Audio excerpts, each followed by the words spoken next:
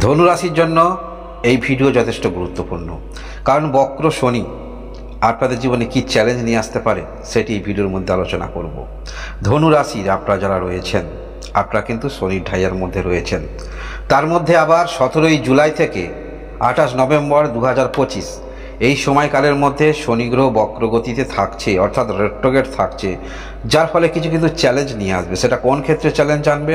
সেটা হলো পারিবারিক ক্ষেত্রে। কোনো মাঙ্গলিক আপনি কাজ করবেন, কারোর বিবাহ দেবেন, সেক্ষেত্রে কিন্তু ভালো করে যোগাযোগ আপনাকে রাখতে হবে। যেখানে আপনি সম্পর্ক তৈরি করতে চাইছেন সেই ফ্যামিলি ব্যাকগ্রাউন্ড আপনাকে দেখে তারপরে পদক্ষেপ রাখতে হবে। ভূমি সংক্রান্ত কোনো রকম সমস্যা, সেটা খুব ভালোভাবে শান্ত মনে বা সিদ্ধান্ত নিয়ে আপনাকে এগোতে হবে। এছাড়াও আপনারা যারা গাড়ি কিনবেন, পুরানো গাড়ি কিনলে কন্ডিশন অবশ্যই আপনাদের দেখতে হবে। এবং আপনারা যারা ফ্যামিলি ম্যাটার নিয়ে কোনো রকম সমস্যায় রয়েছেন, পরামর্শ নিতে হলে উপযুক্ত ব্যক্তির কাছে পরামর্শ নেবেন। এমন হতে পারে আপনি যার কাছে পরামর্শ নিচ্ছেন সে কিন্তু আপনার ভালো চায় না, বা সে আপনার মিত্র নয়, সে আপনার শত্রু হতে পারে। তাই গোপন কথা বা আপনি কোনো সিদ্ধান্ত নিতে চাইছেন, সেই ব্যক্তি কিন্তু আপনাকে ভুল পথে চালিত করতে পারে। এই বিষয়টা আপনাকে চিন্তাভাবনা রেখে অগ্রগতি রাখতে হবে। বা পারিবারিক কারোর কোনো সদস্য শারীরিক বিষয়, বিশেষ করে আপনার মায়ের শরীর স্বাস্থ্য নিয়ে একটু কিন্তু সমস্যার সৃষ্টি হতে পারে। তাই পূর্ব থেকেই আপনি কোন ক্ষেত্রে চিকিৎসা নিয়ে যেতে চাইছেন সেটি একটি ঠিক করে নেবেন, তারপরে কিন্তু সেখানে নিয়ে যাওয়ার চেষ্টা রাখবেন। যারা পরিবারের মধ্যে কোনো রকম কর্ম করেন, সেক্ষেত্রে সেই কর্মের একটু চ্যালেঞ্জ কিন্তু আসছে। অর্থাৎ যে ধরনের আপনি কর্ম করছেন সেই কর্মের আপনার মতো আরও অনেকে করছে, প্রতিযোগী কিন্তু বৃদ্ধি হবে। কিছু ক্ষেত্রে আপনাকে আধুনিকরণ করার চিন্তাভাবনা নিয়ে আসতে হবে। তবে এই যে রেট্রোগ্রেড হচ্ছে, বক্রগতিতে আসছে, যার ফলে চিন্তাভাবনা আপনি কিন্তু আবার নতুন করে সাজাতে পারবেন। এই বিষয়টা কিন্তু পজিটিভ বিষয়। শনি গ্রহ কি? শনি গ্রহ আমাদের মধ্যে ধৈর্য, সংযম এগুলো কিন্তু নিয়ে আসে। আর পুনর্মূল্যায়ন, কিছু পূর্বে কাজ করেছেন, সেই কাজটা আপনার ক্ষেত্রে ভুল হয়েছিল না ঠিক হয়েছিল, সেইটা আপনি নিজে এখন ভাববেন। এটাই হচ্ছে পুনর্মূল্যায়ন। তাই এই যে রেট্রোগ্রেড হচ্ছে, যার ফলে এই সময় একটু পুনর্মূল্যায়নের দিকে কিন্তু ধাবিত হচ্ছেন। এবং যারা স্বাধীন কর্মে রয়েছেন, সেই কর্মে আরও কিন্তু একাগ্রতা আপনাকে রাখতে হবে। যারা বড় ধরনের ঋণ নিতে চাইছেন, কোনো কাগজপত্র দেখিয়ে, সেটা পারিবারিক, ফ্যামিলি, ঘর ইত্যাদি হতে পারে, সেক্ষেত্রে এই সময় কিন্তু একটু আপনারা পিছিয়ে যাবেন। একমাত্র যদি আপনারা নেন, সেটা নভেম্বর মাসের পরের দিকটা নেবেন, সেখানে ভালো ফলাফল পাবেন। কারণ এই যে রেট্রোগ্রেড গতিতে আসছে, মন্থর হচ্ছে, যার ফলে এর সমস্যা পরে কিন্তু সৃষ্টি হতে পারে। কারণ এখন এই যে পরিস্থিতি, বিশেষ কিছু ক্ষেত্রে আপনাকে জটিলতার সম্মুখীন হতে হবে।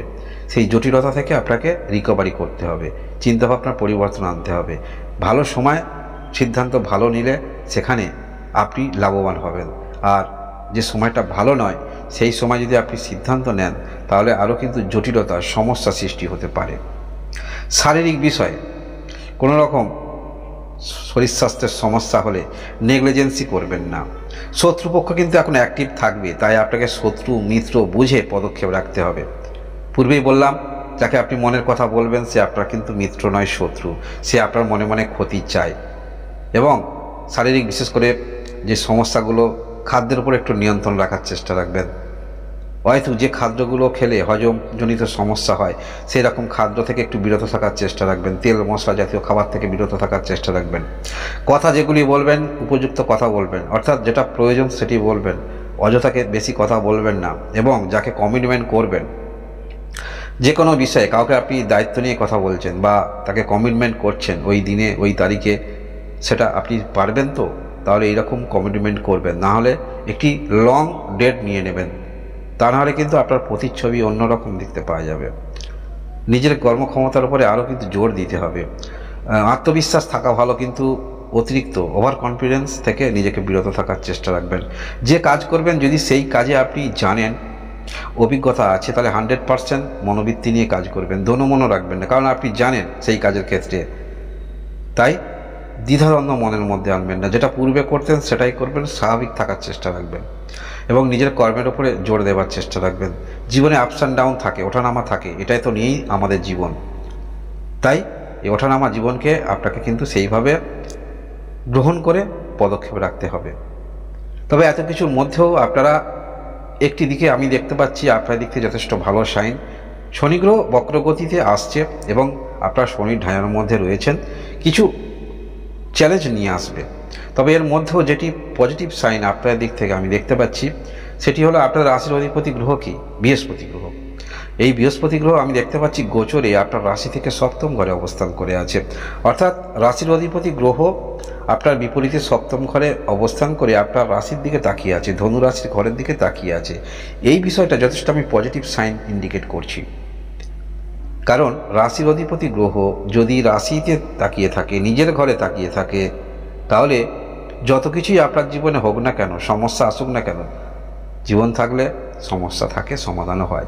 তাই যত কিছু জীবনের সমস্যা আসুক না কেন, যত টেনশনই আসুক না কেন, আপনার কিন্তু মোরাল ডাউন হবে না, এটি আমি বলে দিতে পারি। কারণ নিজের রাশির অধিপতি গ্রহ রাশিতেই দৃষ্টি দিয়ে থাকছে, যার কারণে আপনাদের মোরাল কিন্তু ডাউন হবে না। যে কোনো পরিস্থিতিতে আপনি নিজেকে মানিয়ে নিয়ে ছন্দে চলতে পারবেন। একজন ব্যক্তি দেখবেন হয়তো খুব ভালো ক্ষেত্রে সেখানে থাকেন, কিন্তু যে কোনো পরিস্থিতি তার জীবনে আসুক না কেন, সেই পরিস্থিতিটাকে সে মানিয়ে নিয়ে চলতে পারে।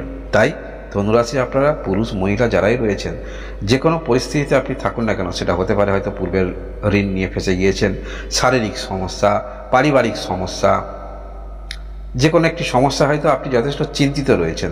তবে এই চিন্তার মধ্যে থাকলেও যেহেতু বৃহস্পতি গ্রহের দৃষ্টি থাকছে আপনার রাশিতে, যে কোনো সমস্যার সমাধান তো হবেই, ধীরে ধীরে হবে, তবে আপনার কিন্তু মোরাল ডাউন হবে না, এটি বলা যেতে পারে। দেখুন, শনি গ্রহ চতুর্থ ঘরে অবস্থান করে আছে, শনির ঢাই আবার রেট্রোগেট। আপনারা কি করতে পারেন? আপনারা অবশ্যই শনি গ্রহের মন্ত্র জপ করতে পারেন।